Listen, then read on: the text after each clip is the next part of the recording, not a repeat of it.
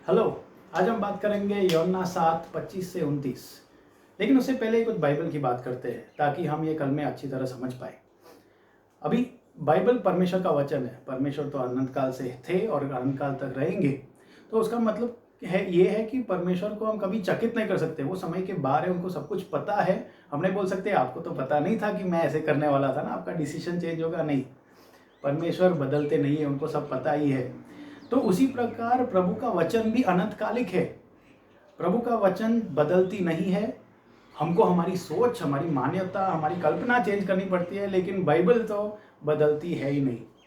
तो अभी हम देखते हैं कि बाइबल क्या है। बहुत लोग बोलते हैं कि बाइबल एक ही किताब है। नहीं, 66 किताब है, 40 लेखक है, 3 महाद्वीपों पे लिखी गई है, 3 अलग भाषाओं में लिखी गई है, लेकिन सब एक ही स्टोरी लाइन की बात करते हैं, एक ही कहानी।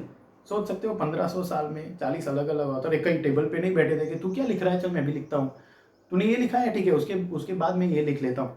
ऐसा कुछ नहीं था। सब अलग अलग मानसिकता, ऐसा सब अलग अलग संस्कार से आए थे और सब अलग सोच।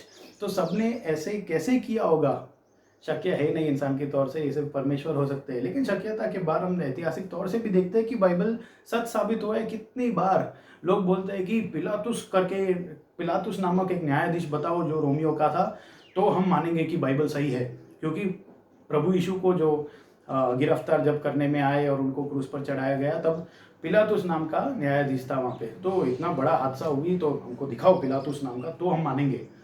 और बहुत वर्षों तक हमको नहीं मिला, लेकिन 60 वर्ष पहले हमको मिला।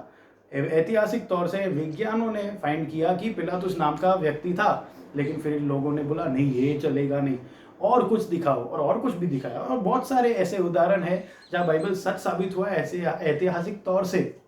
लेकिन सबूत का मामला नहीं है, हमारे दिल का मामला है। हमको हमारा सोच चेंज करना है। बाइबल बदलती नहीं है, वो सच ही साबित होती है ऐतिहासिक तौर से, मानसिक तौर से, मतलब सोचने से भी, और हर एक रीत से हम देखते हैं तो बाइबल सच साबित हुई है। तो हम देखते हैं इस 66 किताबों में से एक किताब का नाम है यशाया। और यशाया एक भविष्यवक्ता थे, और उन्होंने बोला है कि एक मसीहा आएंगे और इज़राइल देश को अपने शत्रुओं को हरा कर आज़ादी देंगे। ये मसीहा का मतलब अभिषिक्त। और हम देखते हैं वो टाइम पे राजा या भविष्यवक्ता को अभिषेक करने में आती थी, ताकि वो प्रभु का अनुग्रह पाए और अपना कार्य कर सके। तो ये मसीहा का कार्य क्या है, किस चीज़ के लिए भेजा गया, किस चीज़ के लिए उनको अभिषेक करने में आई, वो हम बाद में बात करेंगे। लेकिन उसके बाद यशायाह ने यह भी लिखा है कि एक दास होंगे जो बहुत पीड़ा सहन करनी पड़ेगी उनको। अब ये दो चीज़ लिखा है प्रभु यीशु के आने से कई सालों पहले, ऐसे भविष्यवक्ता ने भविष्यवाणी दी।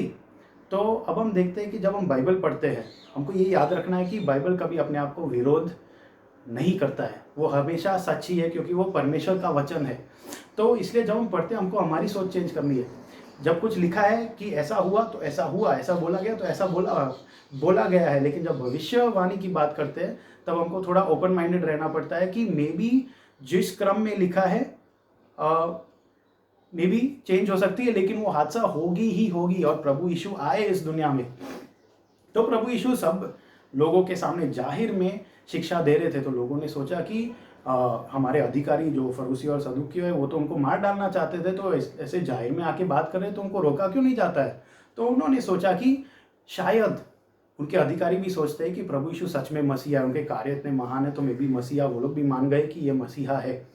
लेकिन वहाँ पे ये भी लिखा था कि मसीहा जहाँ से आएंगे हमको पता ही नहीं होगा कि कहाँ से आए हैं।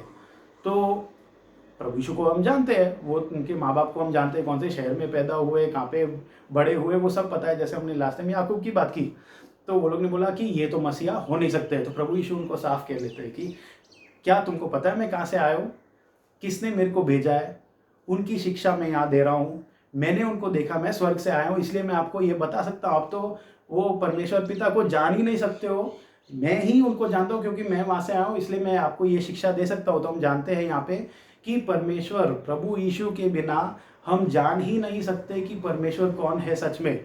हम थोड़ा कुछ प्रकृति और कुदरत को देख के जान सकते हैं, लेकिन वो सच में कौन है, सिर्फ प्रभु यीशु ने हमको प्रकटीकरण दिया। उनके शिक्षा से, उनके सबूत से, उनके कार्यों से हमें पता है कि प्रभु यीशु कौन है, परमेश्वर कौन है। इसलिए प्रभु यीशु को जानो, बाइबल पढ़ो, और ये ध्यान रखना कि बाइबल कैसा पढ़ा जाए,